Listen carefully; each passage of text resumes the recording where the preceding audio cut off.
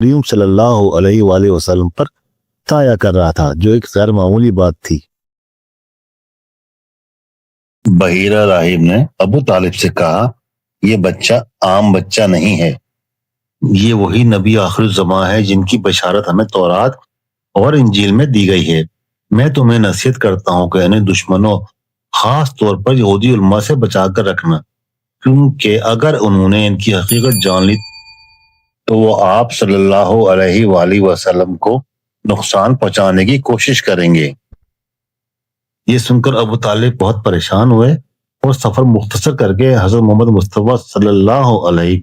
وآلہ وسلم کو جلد مکہ واپس لے آئے تاکہ کسی بھی ممکنہ خطرے سے بچایا جا سکے۔ ایک تجارتی قافلے کے سفر کے دوران آپ کو قریش قبیلے کی ایک دولت مند خاتون حضرت ختیجہ نے، جو ایک بیوہ خاتون تھیں، انہوں نے آپ کی غیر معمولی ایمانداری، کردار اور